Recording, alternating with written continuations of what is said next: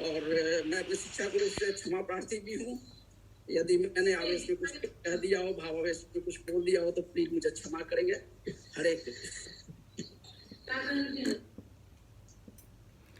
हरे कृष्ण प्रभु जी।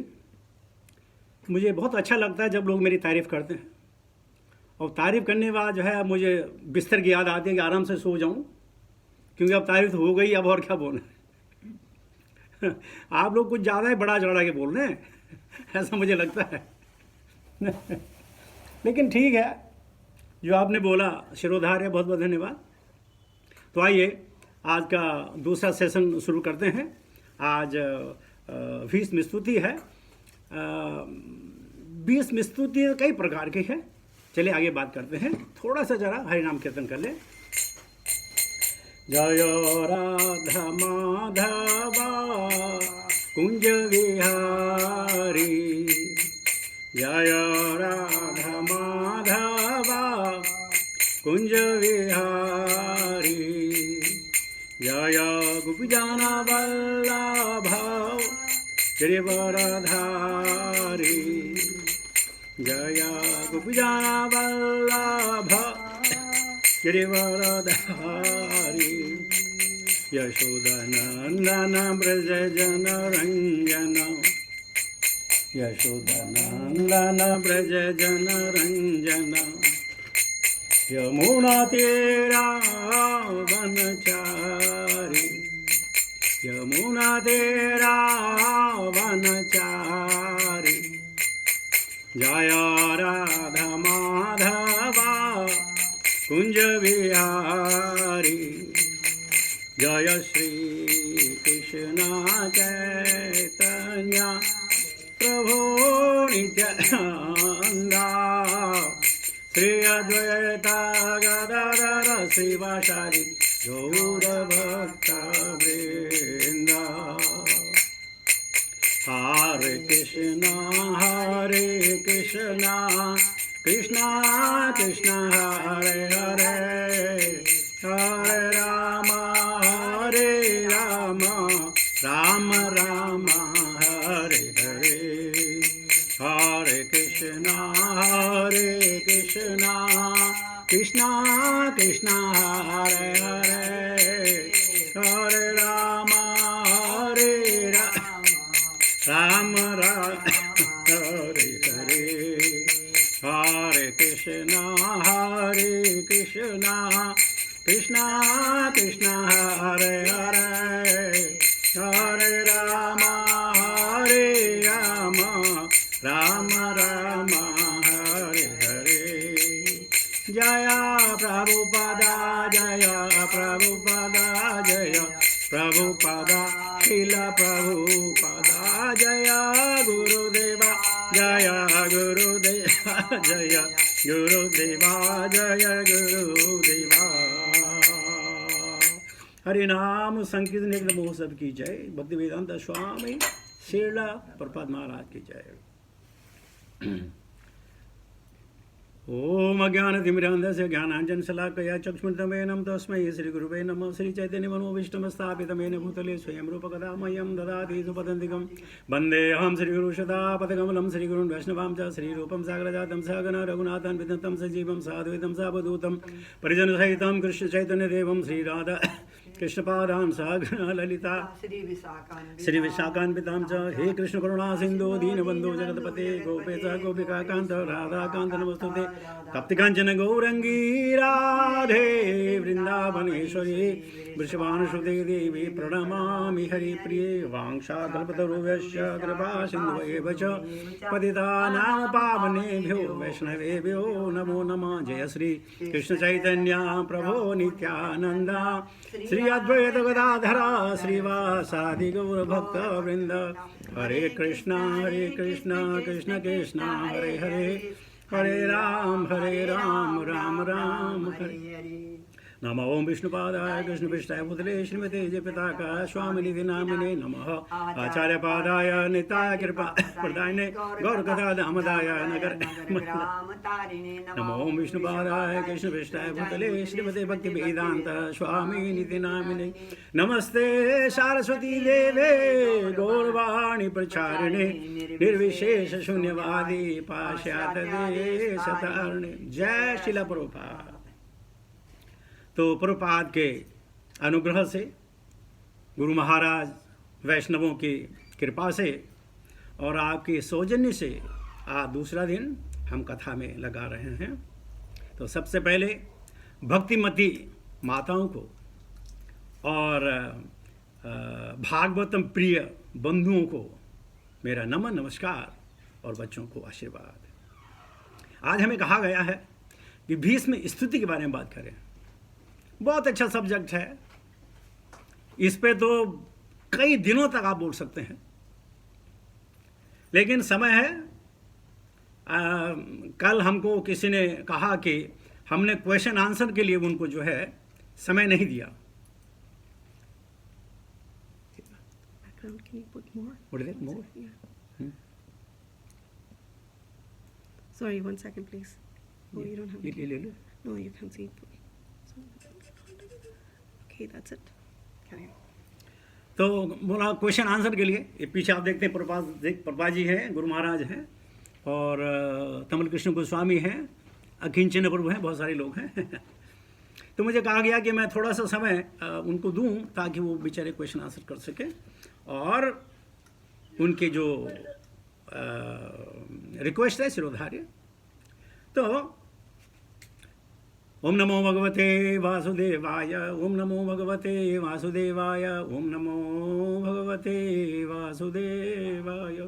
नारायणं नमस्कृत्य नरं चैव नरोत्तमं देवीं सरस्वतीं व्यास ततो जयमुदीरयेत्। नष्टप्रायेषु भद्रेषु नित्यं भागवत सेवया भगवती उत्तम श्लोके भक्तिर्भवति नैष्ठिकी। तो आपको थोड़ा बैकग्राउंड में लेके जाता हूँ। जब महाभारत युद्ध समाप्त हुआ तो उस समय 1 करोड़ क्या बोलते हैं 1,660 मिलियन, हिंदी में नहीं बोलो, 1,660 million and 20,000 people lost their life, and 25,624 they ran away from the battlefield toward the west. तो जब महाराजा परीक्षित को राज्याभिषेक हुआ तो उन्होंने भगवान कृष्ण से पूछा, हे माधव, मेरी गति क्या होगी? मैंने तो पाप किया है और मैं किस पाप का मैं भागीदार हूं, मुझे बताइए। भगवान ने उन्होंने काफी उपदेश दिए, लेकिन महाराज युधिष्ठिर टस से मस नहीं हुए कि नहीं, मैं पापी हूं, मैंने पाप किया है। तो भगवान ने सोचा, अरे भीष्म पितामह बाणों की सैया पे हैं, उनको मिलने भी जाना है, चलो यही बहाना बना लेते हैं। तो कहा ठीक है युधिष्ठिर, अगर तुम मेरी बात नहीं मानते हो तो चलो भीष्म के पास चलो, उनसे पूछ लो, वो तो तुम्हारे प्रतिद्वंदी थे, वो तो सच बोलेंगे। तो इस प्रकार सारे के सारे जो लोग थे हस्तिनापुर के, सब के सब लोग जो हैं रण क्षेत्र में गए, वहां भीष्म पितामह को मिले। और जब देवताओं को पता चला, ऋषियों को पता चला, मुनियों को पता चला कि ओह, भगवान कृष्ण, श्री कृष्ण भीष्म को मिलने जा रहे हैं और इसी लगभग हो सकता अपने प्राण त्याग दें, तो हमें भी जाना चाहिए।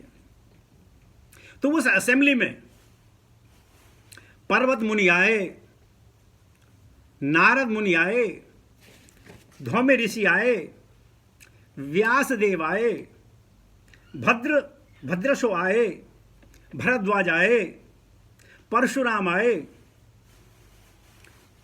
वशिष्ठ आए, इंद्र परमद आए, तीर्थ आए, ग्रशमद आए, असित आए, देवल आए, कौशिक आए, गौतम आए, अत्रि आए, कौशिका भी आए और सुदर्शना आए।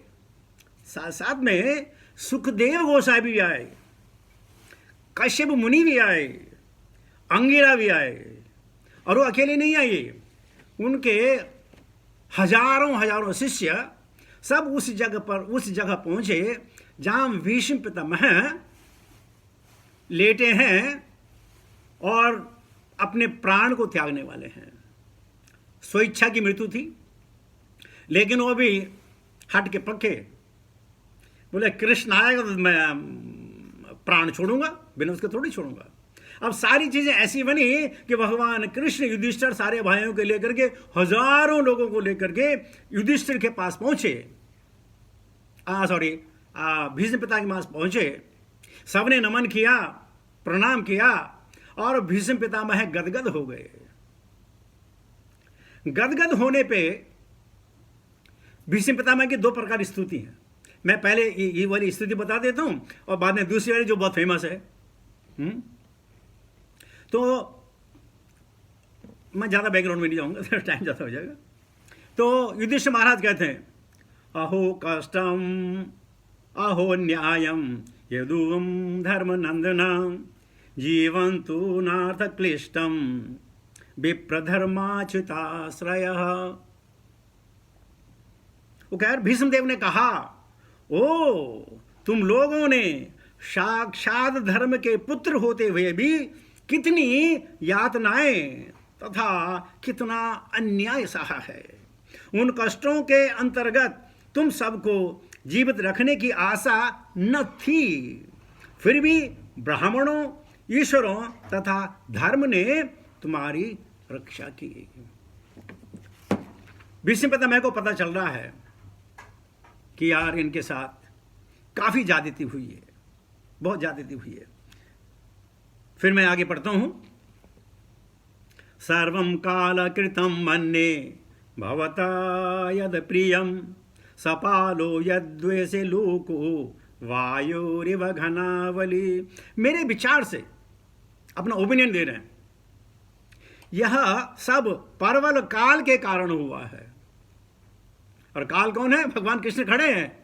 तो कहते हैं मेरे विचार से, मेरा ओपिनियन है कि यह सब तुम्हारे साथ जो भी विपदा हुई है, यह सब का कारण काल के कारण हुआ है, जिसके वशीभूत होकर हर कोई व्यक्ति प्रत्येक लोक में मारा फिरता है। जिस प्रकार वायु द्वारा बादल इधर से उधर ले जा सकते हैं, उसी प्रकार काल की गति, काल की गणना बड़ा मुश्किल है। तो शायद काल की वजह से तुम्हारा साथ ऐसा हुआ।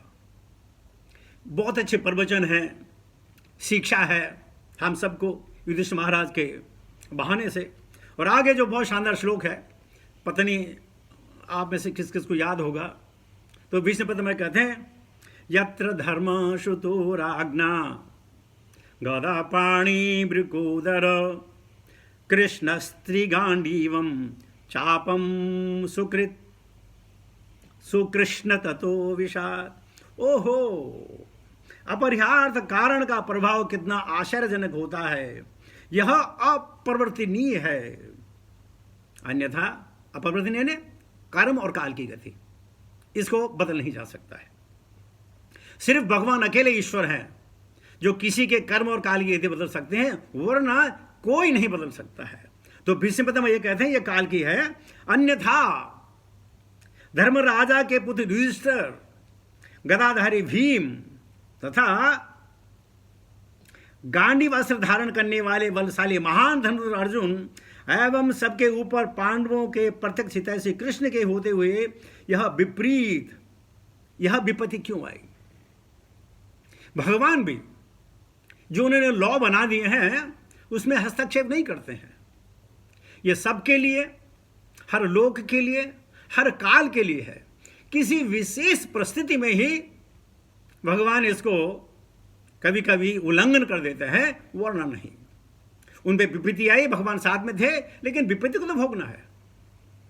अब यहां कहने का मतलब क्या है कि कोई भगवान का भक्त हो, विपत्ति फिर भी आएगी, लेकिन भगवान पे विश्वास रखें, भगवान हमको सबको उस विपत्ति सहने की ताकत हिम्मत देते हैं। विपत्ति सहने की ताकत और हिम्मत देते हैं। कई लोगों को तो विपत्ति में जो है बेचारे सुसाइड कर लेते हैं, प्राणांत कर लेते हैं, लेकिन भगवान के भक्तों को विपत्ति भी आएगी ना, वो सहन कर सकते हैं। उनको मालूम है ये मेरे प्रभु का प्रसाद है, इसलिए मैं इसको सहर्ष स्वीकार करूंगा। आगे एक और श्लोक बोलते हैं पिछले में, नहीं यस्य करचिद्राजन पुमान वेद विविधतम यद विजिगिषाया युक्ता मूयन्ते कवयो अपि। हे राजन, भगवान श्री कृष्ण की योजना को ही नहीं जान सका। याद है ना, जन्म कर्म च मे दिव्यम। यद्यपि बड़े बड़े चिंतक उनके विषय में जिज्ञासा करते हैं, लेकिन वे मोहित हो जाते हैं, सब मोहित हो जाते हैं भगवान के कार्यकलापों को देखकर। और युधिष्ठिर महाराज बता रहे हैं कि ये सब भगवान की योजनाओं को कोई नहीं समझ सकता है।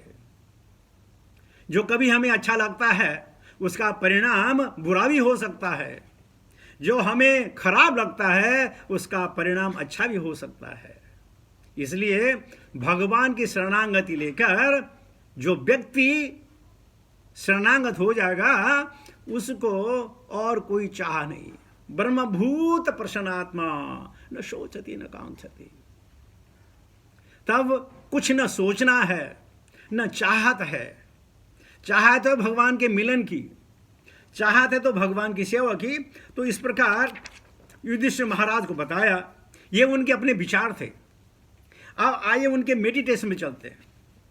उनका क्या मेडिटेशन था, बहुत अच्छे से श्लोक है यहाँ इसमें।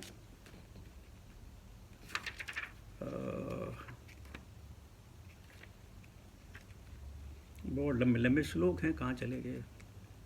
यस, आप जिसको आप लोग कहते हैं कि ये है जो भीष्म स्तुति कहते हैं, वो भी भीष्म स्तुति थी, लेकिन ये भीष्म स्तुति जो बहुत पॉपुलर है, कम से कम लोग इसे बड़े अच्छे ढंग से गाते हैं। तो आप ये कह रहे हैं, श्री भीष्मोवाच इति मतिर्कल्पिता वितृष्णा भगवती सात्वतां पुंगवे विभूम्नि स्वसुखम उपगते क्वचिद हर्तुं प्रकृतिम उपेत्युषि यत् प्रवाह। भीष्मदेव ने कहा, यह है इनकी मेडिटेशन, सेल्फ रियलाइजेशन। अभी तक जो मैं सोचता, जो अनुभव करता तथा जो चाहता था, वह विभिन्न विषयों तथा वृत्तियों के अधीन था, किंतु अब मुझे अपने परम शक्तिमान भगवान श्री कृष्ण में लगाने दो। वे सदैव आत्मतुष्ट करने वाले हैं, किंतु कभी कभी भक्तों के नायक होने के कारण इस भौतिक जगत में अवतरित होकर दिव्य आनंद लाभ करते हैं। यद्यपि यह सारा भौतिक जगत उन्हीं के द्वारा सृजित है। वो कहते हैं, अभी तक जो मैं करता था, सोचता था, भगवान की भक्ति भी करते थे, लेकिन राज्य के बारे में सोचना है, लोगों के बारे में सोचना है। तो ये जो हमारे विचार हैं, जो हमारी कल्पना है, जो हमारा चित्त है, वो भटकता ही रहता है, कभी इधर कभी उधर, कभी उधर कभी उधर। हमारी जो चेतना है, कभी अपने शरीर के लिए, कभी अपने वस्त्रों के लिए, कभी अपने दोस्तों के लिए, पुत्रों के लिए, पत्नियों के लिए, माँ बाप के लिए, देशवासियों के लिए, दोस्तों के लिए, अपनी कार के लिए, चेतना भटकती जाती है। लेकिन चेतना का अगर निवेश भगवान कृष्ण में ना हो, तो जितनी चेतना जहां जहां भटकती है, हमको आनंद नहीं मिलता है। ये ही संस्पर्श जाब होगा दुख योन एवते आदि अंतवंत कौन्तेय न तेषु रमते बुधः।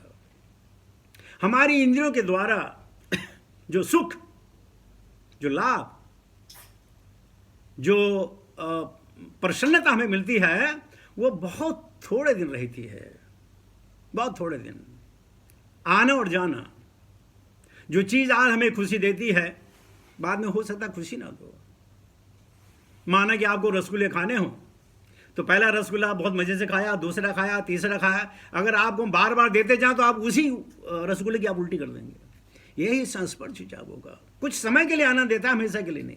लेकिन कृष्ण भक्ति हमेशा आनंद देती है। आनंदाम्बुधि वर्धनम प्रतिपदम, ये मजेदार बात है। ये आनंद हमेशा बढ़ता रहता है, बढ़ता रहता है, बढ़ता रहता है। तो ये कह रहे हैं मैं जिन वृत्तियों के आदि में था, वो मुझे कार्य करना है, मुझे ये करना है, मुझे करना करना, शाम को तो पूजा पाठ करनी है, सुबह पूजा पाठ करनी है, दिन में तो नहीं कर सकता। तो बोलते हैं अब उस वृत्ति को, उस चित्त को, उस मन को मैं अपने भगवान कृष्ण में लगाऊं। क्यों? कि वे सदैव आत्मतुष्ट रहने वाले हैं। भगवान आत्मा राम है। भगवान लेना नहीं, भगवान सिर्फ देना जानते हैं। भगवान कभी नहीं लेते हैं, भगवान तो देना जानते हैं और देते हैं, और सबको देते हैं। नित्यो नित्यानाम चेतनस चेतना नाम एको यो बहुदाति कामान। देते हैं, लेते नहीं हैं। लेकिन हम क्या समझते हैं, भगवान ने हमसे छीन लिया। अरे नहीं, भगवान ने नहीं छीना। भगवान क्यों छीनेंगे? क्या उनको जरूरत है? क्या उनको नहीं जरूरत है। हमारे अपने कर्म जो है प्रारब्ध के द्वारा, कुछ इस जन्म के और कुछ पिछले जन्मों के कारण में हानि लाभ सुख दुख जय पराजय ये मिलती रहेगी। भगवान का ऐसा काम नहीं है। और भगवान कहते हैं तुम कर्म में स्वतंत्र हो, कर्मण्येवाधिकारस्ते मा फलेषु कदाचन। बस आप कर्म करो, लेकिन भैया फल तो मैं दूंगा। तो इस प्रकार ये कहते हैं कि अब मुझे एकाग्र होना है, अपनी चित्त और वृत्ति भगवान में लगानी है। क्यों? कि वे भक्तों के नायक हैं, शिरोमणि हैं, भक्तों के पालनहार हैं। लेकिन कभी कभी स्वेच्छा से उस धरती पर आकर के भक्तों के साथ दिव्य आनंद लेते हैं। भगवान तो आनंद में ही रहते हैं। ऐसा कोई प्राणी नहीं है इस दुनिया में जो आनंद में हो। सब निरानंद में है, और आनंद में वो है जिन्होंने भगवान को पकड़ लिया है। तो फिर कहते हैं वो आनंद लाभ के लिए कहते हैं इस धरती पे आते हैं, जबकि ये धरती उनसे उत्पन्न हुई है। बहुत सारे लोग इसको नहीं मानते। क्यों नहीं मानते? उन्होंने पढ़ा ही नहीं। जब आपने पढ़ा नहीं है, जब आपने सुना नहीं है, जब आप लोगों ने विचार नहीं किया, जब आपने चिंतन नहीं किया, जब मनन नहीं किया, तो कैसे मान लेंगे? लेकिन हम नहीं जानते हैं, इसका मतलब यह चीजें नहीं हैं, चीजें हैं, हम अविघ्न हैं, बस इससे ज्यादा और कुछ नहीं। ओह 6 बज गए। दूसरा श्लोक है, ये बहुत अच्छा श्लोक है। त्रिभुवन कमनम तमाल वर्णम रविकर गौरवराम्बरम दधाने बपुरलक कुलावृत नानाब्जम विजय सखे रतिरस्तु में नवध्याम। श्री कृष्ण अर्जुन के घनिष्ठ मित्र हैं। यहाँ पे अर्जुन का मतलब है भक्त। अर्जुन भक्त है, तो भगवान कृष्ण जो हैं भक्तों के घनिष्ठ मित्र हैं। वे इस धरा पर अपने दिव्य शरीर सहित प्रकट हुए हैं। वे तमाल वृक्ष दृश्य जैसे नीले रंग के हैं। उनका शरीर तीनों लोक, उच्च, मध्यम तथा अधोलोक में हर एक को आकृष्ट करने वाला है। कृष्ण का मतलब है आकर्षण करने वाला। जो भगवान को ना भी जानते हैं उसको पलट पलट करके देखते हैं, ना भी जानते हुए। इतना आकर्षण है भगवान की काया में। उनका चमचमाता पीतांबर, चंदन चर्चित मुख कमल मेरे आकर्षण के विषय बने, और मैं इसी प्रकार के फल की और किसी प्रकार के फल की इच्छा न करूं। बस मुझे भगवान के जो है कमल मुख देखना है, कमल कपोल देखने हैं, कमल नयन देखने हैं, घुंघराले बाल देखने हैं। मैं भगवान को देखता रहूं, ये कामना है। भगवान का हर कार्य, हर अंग अद्भुत है। एक मधुर सगम गीत है, उसमें ये कहा गया है। मैं एक दो पढ़ूंगा ताकि समय ज़्यादा न लूँ। अधरम मधुरम बदनम मधुरम नयनम मधुरम हसितम मधुरम हृदयम मधुरम गमनम मधुरम मधुराधिपते अखिलम मधुरम। कहा गया हे कृष्ण, आपके होंठ मधुर हैं, आपका मुख मधुर है, आपकी आंखें मधुर हैं, आपकी मुस्कान मधुर है, आपका हृदय मधुर है, आपकी चाल मधुर है। मधुरता के ही इस कृष्ण आपका सब कुछ मधुर है। वचनम मधुरम चरितम मधुरम वसनं मधुरं बलितं मधुरं चलितं मधुरं भ्रमितं मधुरं मधुराधिपते अखिलं मधुरम। हे कृष्ण, आपका बोलना मधुर है। भगवान जब बोलते हैं ना तो भगवान के मुंह से सिर्फ संगीत ही निकलता है, और संगीत हर किसी को प्रिय होता है। आपका चरित्र मधुर है, आपके वस्त्र मधुर हैं, आपका तिरछा खड़ा होना मधुर है, आपका चलना मधुर है, आपका घूमना मधुर है। मधुरता के ईश श्री कृष्ण आपका तो सब कुछ मधुर है। इस प्रकार बड़ी लंबी ये प्रेयर्स है। तो यहां पर भीष्म पितामह कह रहे हैं मेरा पूरा ध्यान, मेरा चित्त, मेरा मन, मेरी इच्छाएं सब भगवान में लग जाएं, बस यही है। और भगवान यही कहा ना, अंते नारायण स्मृति। अंत में अगर सब भगवान की स्मृति करें, स्मरण करें, तो उनकी आत्मा इस मृतलोक से विधिलोक, परलोक, वैकुंठ लोक और गोलोक तक जा सकती है। इसलिए बस और कुछ नहीं, भगवान ही भगवान, हमेशा उनका ध्यान, उनका नमन। तो आगे कह रहे हैं किस प्रकार से युधिष्ठिर महाराज तो भी सुन रहे हैं, और कौन सुन रहे हैं? बड़े बड़े लोग। दोबारा बोल दूं मैं, पर्वत मुनि हैं, नारद बैठे हैं, धौम्य बैठे हैं, व्यास बैठे हैं, भरत सर्व वैसे हैं, भरद्वाज बैठे हैं, परशुराम बैठे हैं, वशिष्ठ वैसे हैं, इंद्र प्रमद बैठे हैं, त्रिष्ट बैठे हैं, गृहद सदमदा बैठे हैं, असिता बैठे हैं, काक्षिवान, गौतम, अत्रि, कौशिक, सुदर्शन, सुखदेव गोस्वामी, कृपाचार्य, अंगिरा अपने हजारों शिष्यों के साथ बैठे हुए हैं। वो सुन रहे हैं और सुन के वो भी पुलकित हो रहे हैं कि भीष्म पितामह की आखिर में कितनी शानदार इच्छा है, कितना शानदार वो भगवान के चरित्र का, भगवान के शरीर का वर्णन कर रहे हैं।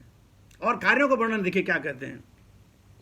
युधितिरगजो विधूम्र विश्व कचलुलित श्रमया वार्यलंकृतास्ते मम निशित शैर्य विद्यमानां त्वची विलसकत वचेस्तु कृष्ण आत्मा। कहते हैं युद्ध क्षेत्र में जहां मित्रतावश श्री कृष्ण अर्जुन के साथ बैठे थे, भगवान कृष्ण के लहराते केस घोड़ों की टापों से उड़ी धूल से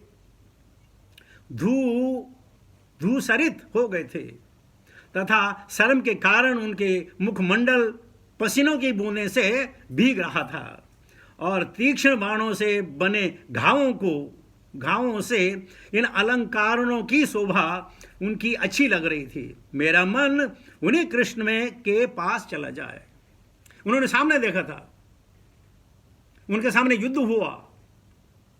अब देखिए, अगर आपके ऊपर धूल गिर जाए, सब बोलेंगे अरे रे यार धूल गिरी है, नहा के आ जाओ। बोलेंगे नहीं बोलेंगे? आपको पसीना आ गया यार, गंध आ रही है, नहा के आ जाओ। और यहां देखिए, जो धूल भगवान के केसों पे लगेगी वो कितनी सुंदर थी, जो पसीना भगवान के शरीर से टपक रहा था वो कितना दिव्य था। वो मनन करने की बात है। भगवान और भगवान की हर चीजें मनन करने के योग्य हैं, पूजा करने के योग्य हैं। और फिर कह रहे हैं कि जब उनके शरीर से, मेरे बाणों से जब घाव लगे, उन घाव में जो रक्त बह रहा था वो कितना सुंदर था। वही छवि मेरे सामने हो जब मैं अपने प्राणों को त्यागूं। इतना तो करना कृष्णा जब प्राण तन से निकले हैं। सुंदर छवि खड़ी हो, राधा मन में बसी हो और यमुना जी का तट हो। इतना तो करना कृष्णा जब प्राण तन से निकले। बहुत मुश्किल है ना, लेकिन देखिए साक्षात है। जब जटायु ने रावण से युद्ध किया, हताहत हुआ, तो भगवान श्री कृष्ण ने, भगवान श्री रामचंद्र ने उसका दाह संस्कार किया। लेकिन यहां देखिए भीष्म पितामह है, बाणों की सैया पे हैं, कितना दुख होगा। क्यों? वो भगवान के अगेंस्ट लड़े, लेकिन लड़ने के बावजूद भी उनकी जो मति है, चित्त है, वो समाप्त नहीं हुआ। वो आज वही चित्त है, वही मन है। वो कल्पना है कि वही भगवान मेरे सामने खड़े हों ताकि मैं अपने प्राणों को त्याग सकूं। आगे कहते हैं, सपादि सखी वचो निशम्य मध्य निज परयोर बलयोरथम निवेश्य स्थितवते पर सैनिकायुरक्षणा हिरतवती पार्थ सके रथिर्ममास्तु। अपने मित्र के आदेश का पालन करते हुए क्या लगा, सेनयोर भयोर मध्य रथम स्थापयमेच्युत। आदेश का पालन करना। भगवान है, त्रिलोकी नारायण है, सारे उनके आदेशों का पालन करते हैं, लेकिन भगवान को अर्जुन के आज्ञा का पालन करने में अत्यंत सुख महसूस हुआ। भगवान श्री कृष्ण कुरुक्षेत्र के युद्ध स्थल में अर्जुन तथा दुर्योधन के सैनिकों के बीच में प्रविष्ट हो गए और वहां स्थित होकर उन्होंने अपनी कृपा पूर्ण चितवन से विरोधी पक्ष की आयु क्षीण कर दी। वह सब शत्रु पर उनके दृष्टिपात करने मात्र से ही हो गया। मेरा मन उन कृष्ण में स्थिर हो। किस प्रकार अर्जुन को उपदेश दिया, किस प्रकार और सैनिकों का उनकी आयु क्षीण कर ली। कहते हैं ये भगवान सुहृदयी हैं, सबके कल्याणकारी हैं, जो कर रहे हैं वो सब दिव्य है। उनके कहने में कोई पक्षपात नहीं है। सम्मोहम सर्वभूतेषु, भगवान ने कह चुके हैं, सबके लिए बराबर। देव हो या दानव, पशु हो पक्षी, कीट पतंग हो या कोई पशु हो, सबके लिए बराबर। और कहते हैं ऐसे भगवान को मेरी मति स्थिर हो जाए, क्योंकि मति जो हमारा चित्त है, जो हमारा मन है, ये भटकता रहता है, भटकता है। हम रात में सो जाएं फिर भी भटकता है, भटकना इसका काम है। लेकिन उसको नियंत्रण करने के लिए भगवान के श्री चरणों में अगर निवेश कर दिया जाए तो मन भटकना समाप्त हो जाता है। अब आप कहें मन क्यों भटकता है? मन भटकता है खुशी की खोज में, शांति की खोज में, आराम की खोज में। क्योंकि हमारी आत्मा ने वो सत्य, चित्त और आनंद का अनुभव कर रखा है, और इसी खोज में, इसी के लिए हमारा मन उसको ढूंढ रहा है, उस शांति को, उस सुख को, उस चैन को ढूंढता रहता है। लेकिन सुख कहीं नहीं है। क्यों नहीं है? ये भौतिक संसार है, और इस संसार को कहा गया है ये दुखालय है, ये दुखों का घर है।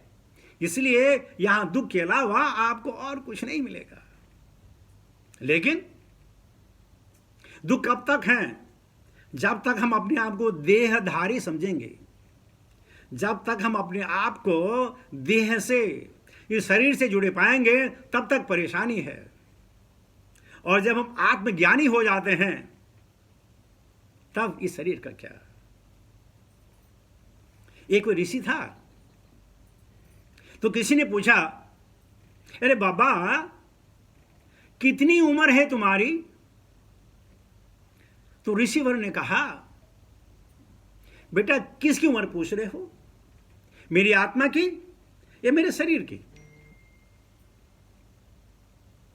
क्या दोनों की बता दो। तो उसने बोला, बेटा जो मेरी आत्मा है वो न तक कभी जन्मी है न मरती है, अनंत काल से चिर है, हमेशा रहेगी, तो इसकी आयु नहीं है, नित्य है, शाश्वत है, सर्वगत है। और जहां तक शरीर की बात करो तो बेटे मैंने शरीर के बारे में सोचने ही छोड़ दिया। अब पता ही नहीं है कि शरीर में उम्र है या उम्र में शरीर है। तो जब मति हो जाए, कृष्णमति हो जाए, तब सुखों का अनुभव होता है, आनंद का अनुभव होता है। और जब तक हम शरीर से जुड़े रहें तो मान है, अपमान है, जय है, पराजय है, सुख है, दुख है, लाभ है, हानि है, मित्र हैं, शत्रु हैं, हजारों चीजें हैं। लेकिन जैसे हमने देह आत्म बोध छोड़ा, तब हमारा कोई नहीं, सब हमारे हैं और हम सबके हैं। इसके प्रकार, और कहते हैं इस प्रकार जब भगवान खड़े थे, वही पार्थ सखे रतिर मास्तु, वही जो चीज है भगवान की, बस वो मेरे ध्यान में रहे जब मैं प्राण को त्यागूं। तो इतना जरूरी है भगवान को जानना, भगवान का ध्यान करना। बहुत सारे लोग कहेंगे ये सब बेकार है। अब इतने ऋषियों के माने नाम आपको गिनाए हैं, अगर बेकार होता तो ये ऋषि अपना समय बर्बाद करने आते? नहीं ना। लेकिन हमको बोध नहीं है, ज्ञान नहीं है, क्या किया जा सकता है? जब से करुणा आया, उससे पहले हम करुणा को जानते नहीं थे, नहीं जानते थे, कोई नहीं जानता था, कभी इसने सोचा भी नहीं होगा। लेकिन अब आ गया तो सबको बोध हो गया। तो जानने पे बोध होता है। अगर आप भगवान के बारे में जानेंगे तो बोध होगा, अगर जाने नहीं तो कैसे बोध होगा? आगे कहते हैं, व्यवहित प्रतनामुखम निरीक्ष स्वजनवध्यादि मुख से दोष बुद्ध्या कुमतिम अर्हदात्म विद्याय च चरणशति परम से तस्य में मस्तु। जब युद्ध क्षेत्र में अर्जुन अपने समक्ष सैनिकों का तथा सेनापतियों को देखकर अज्ञान से कलुषित हो लग रहा था, तो भगवान ने उसके अज्ञान को दिव्य ज्ञान प्रदान करके समूल नष्ट कर दिया। उनके चरण कमल सदैव मेरे आकर्षण का लक्ष्य बने, यही इच्छा है। कहते हैं जो भगवान ने प्रवचन दिया, जिसको हम श्रीमद् भगवद गीता कहते हैं या गीता जी कहते हैं या कोई गीता कहता है, वो उसमें मेरा आकर्षण रहे, यही मेरा लक्ष्य बने। बहुत सारे लोग कहते हैं, अरे यार तब तो भगवान आए, अर्जुन बताता, हमको कौन बताएगा? सही बात है, तब तो भगवान थे। और अब हम कहते हैं भगवद गीता है ना, भगवद गीता है तो पन्ना तो पलट दो, ज्ञान तो फार, ये तो रिक्यू नहीं है कि ज्ञान जो है बाहर टपकेगा। आप पुस्तक उठाइए, पढ़ना शुरू कीजिए, और जैसे आप पढ़ना शुरू करेंगे आपके अंदर हजारों प्रश्न खड़े हो जाएंगे, प्रश्न हो जाएंगे। आप पढ़ रहे हैं, प्रश्न हुए, तो फिर उन प्रश्नों का उत्तर देने के लिए आपको कुछ करने की जरूरत नहीं है। भगवान स्वयं आपके द्वार पर या आपको ऐसे भक्तों को मिलाएगा जो आपकी शंका को दूर करेंगे। लेकिन हमें पढ़ना ही नहीं है तो क्या किया जा सकता है? भगवद गीता है। बहुत सारे हमारे ऐसे अच्छे दोस्त हैं, कहते हैं भगवद गीता नहीं रखनी चाहिए घर में। भाई क्या बात है, क्या प्रॉब्लम है? बोलो महाभारत का अंग है तो घर में महाभारत होगी। और हम कहते हैं बिना भगवद गीता के ही तुम्हारे घर में महाभारत है। अगर भगवद गीता ले लोगे तो ये महाभारत 18 दिन में खत्म हो जाएगी। अब आप उम्र भर का इंतजार करने चाहते हैं या 18 दिन का इंतजार करना चाहते हैं? बहुत सारे लोग कहते हैं क्या बात करते हो, वेद व्यास ने जब भगवत गीता की रचना की, सबको फ्री में दिया। तुम क्यों पैसे ले रहे हो? तुम क्यों बिजनेस कर रहे हो? हम कहते हैं भाई हम बिजनेस नहीं कर रहे हैं, हम आपको फ्री में दे रहे हैं, बिल्कुल फ्री है, तो फिर पैसे क्यों मांग रहे हैं? वो प्रिंटिंग कॉस्ट है। गीता फ्री है, गीता में हमारा कोई लेना नहीं, लेकिन हमारी प्रिंटिंग कॉस्ट है भाई, प्रिंट कॉस्ट दे दो। एक बार रथ यात्रा हो रही थी, तो रथ यात्रा जब किसी मोहल्ले से निकली, वहाँ एक बहुत बड़ा लाला था। तो लोग बोलते हैं विजय भगवत गीता ले लो, भगवत गीता ले लो, कि नहीं मैं नहीं लूँगा, मैं नहीं लूँगा, मैं नहीं लूँगा, 100 रुपया बहुत ज़्यादा है। नहीं, तब तक उसका पोता था, तो पोते ने कहा दादू मुझे हाथी के ऊपर बैठना है। तो भक्तों ने कहा हाँ हाँ बिठाते हैं। पोते को हाथी के ऊपर बैठा दिया। थोड़ी देर चला, अब ये लाला जी बोलते हैं पोते को नीचे उतारो, नीचे उतारो। बोला 500 रुपये दो। बोला पोते को नीचे उतारो। बोला हाँ उतारेंगे, 500 रुपये दो। बोले क्यों दो? बोला हम भगवत गीता देंगे आपको। बोले मेरी भगवत गीता नहीं लेनी है। तो बोला फिर आपका नाती गया, अब तो जुलूस के साथ ही जाएगा नाती। अजीब चीज़ें होती हैं, माना न करने का बहाने में आपको बता रहा हूँ, क्या किया जाए। लेकिन ये भीष्म पितामह कहें कि वो मेरे आकर्षण का केंद्र बने। आज इस धरती पर हजारों लोग ऐसे हैं जो भगवान कृष्ण के आकर्षण का लाभ उठा रहे हैं। भगवान कृष्ण से इतना नाता जुड़ा है कि सब त्याग दिया, और फिर भी हंसी खुशी, कोई दुख नहीं, कोई दर्द नहीं, कोई गम नहीं। शाम को क्या खाना है कोई ज़रूरत ही नहीं है, जो मिलेंगे खाएंगे, नहीं मिलेंगे तो हम एकादशी रखेंगे। और फिर भगवान इतने दयालु हैं, उनका ऐसा ख्याल करते हैं। बहुत लोगों को 50-50 साल हो गए, 60 साल हो गए, नौकरी नहीं की, लेकिन हर समय दोनों वक्त जो है शानदार भोजन भगवान की तरफ से मिला। तो विष्णु पितामह कह रहे हैं ये मेरे आकर्षण का कारण बने। और क्या कहते हैं? स्वनिगमम अपाय मत प्रतिज्ञा मृतमधिकम अतुर आप्लोप्तो रथस्त धीर्त रथ चरणो अभ्याय चादुग हरीश्वर हंतु विवम गतोत्तरीय। मेरी इच्छा को पूरी करते हुए तथा अपनी प्रतिज्ञा तोड़कर वे रथ से नीचे उतर आए, अपना पहिया उठा लिया और तेजी से मेरी ओर दौड़े, जिस तरह कोई सिंह किसी हाथी को मारने के लिए दौड़ पड़ता है। इसमें उनका उत्तरीय बस्तर भी रास्ते में गिर गया। अब वो याद कर रहे हैं, विष्णु पितामह याद कर रहे हैं कि भगवान ने प्रतिज्ञा की थी। जब दुर्योधन और अर्जुन भगवान को द्वारिका मिलने गए थे और दोनों ने मांगा, तो दुर्योधन ने उनके सैन्य मांगी, और वो सैन्य जो थी अविजित थी, उनको कोई हरा नहीं सकता था। यदुकुल के जो सेना थे वो अमृत पी के आए थे, उनको कोई हरा ही नहीं सकता था। और उसके बाद अर्जुन ने भगवान को मांगा, तो भगवान ने कहा ठीक है, दुर्योधन को खुश करने के लिए कि अर्जुन मैं तुम्हारे साथ हूंगा, लेकिन मैं शस्त्र नहीं उठाऊंगा। और दुर्योधन बड़े खुश। जब दुर्योधन हस्तिनापुर लौटे, हस्तिनापुर के सिंहासन में कहा अरे मैं जो चीज लेके आया हूं आपको सुनकर हैरानी हुई। भगवान कृष्ण ने अपनी सेना, एक अक्षौणी सेना हमें दे दी है, और उस सेना को आज तक किसी ने परास्त नहीं किया, इसलिए हमारी विजय है। तब विष्णु पितामह ने कहा था, और कृष्ण, अरे वो तो अर्जुन के पास चले गए। और मजेदार बात बताऊं, उन्होंने कहा मैं शस्त्र नहीं उठाऊंगा, और भीष्म पितामह हंस पड़े। अरे बेवकूफ, भगवान को शस्त्र उठाने की जरूरत कहाँ है? वो तो अपनी भ्रिकुटी से, अपने एक विचार से, अपने एक श्वास से, अपने एक बाईं उंगली उठाकर जो कुछ कर सकते हैं, उनको क्या जरूरत है? लेकिन फिर कह रहे हैं क्योंकि मैंने प्रतिज्ञा की थी उस दिन, हे मधुसूदन, कल मैं 5 भाइयों को मारूंगा, या तो तुम्हें शस्त्र उठाने पड़ेंगे।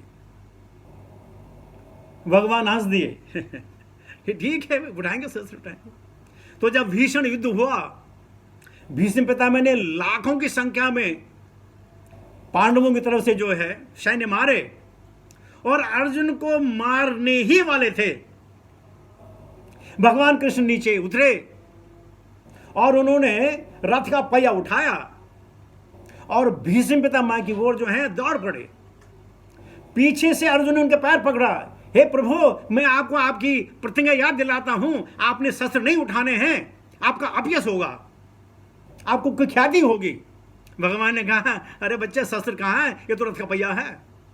लेकिन जो रथ का पहिया था वो सुदर्शन था और उनका उत्तरीय गिरा और अर्जुन बोले नहीं नहीं नहीं, हम हार जाएं तो कोई बात नहीं है, लेकिन तुम्हारा अपयश नहीं होना चाहिए, तुम्हारे वचनों को नहीं टलना चाहिए। और इधर जो भीष्म पितामह ये याद कर रहे हैं, हाँ रथ का पहिया उठाया, क्यों? मेरी प्रतिज्ञा को रखने के लिए तुमने अपनी प्रतिज्ञा का तोड़ा। और भगवान कहते हैं मैं तजी प्रतिज्ञा मोरी तोरी प्रतिज्ञा के काज। वो शस्त्र तो नहीं था, लेकिन लोगों ने तो चक्र देखा, अर्जुन भी भयभीत था कि भगवान का अपयश होगा। और देखिए जिस अपयश के लिए युधिष्ठिर जो भीष्म पितामह हैं वो देख रहे हैं कि भगवान खड़े हैं, उत्तरीय जमीन पर गिर गया है। और उत्तरीय जमीन पर गिरना, यहाँ तो धरती भी थर्रा गई थी कि भगवान अपने वचनों का पालन नहीं कर रहे हैं। तो भगवान ने उत्तरे बोला ठहर जा, don't worry, I take care, I am taking care. तो बोलते वो चीज जो है, वो सीन जो है मेरे मनन का, मेरे चिंतन का, मेरे दर्शन का कारण बने। हे प्रभु यही मेरी इच्छा है। तो एन केन प्रकारेण कृष्ण मन बसे, कैसे करके भी जो भी हो भगवान को मन में बसाइए। कैसे? मंदिरों की यात्रा कीजिए, वैष्णवों का संग कीजिए, हरे कृष्ण महामंत्र का जाप कीजिए, घर में भगवत गीता रखिए। आप रखने की जरूरत नहीं है, आपके पास अगर स्मार्टफोन है तो आप सब डाउनलोड कर सकते हैं। जितने भी हमारे शास्त्र हैं, जितने भी पुराण हैं, जितने भी संहिताएं हैं, जो वेद हैं, चारों के चारों वेद कि दोनों लैंग्वेज में, आप किसी लैंग्वेज में भी आप जो है वो डाउनलोड कर सकते हैं। पढ़िए जब कभी आपको समय मिले। यही तो भीष्म पितामह कह रहे हैं।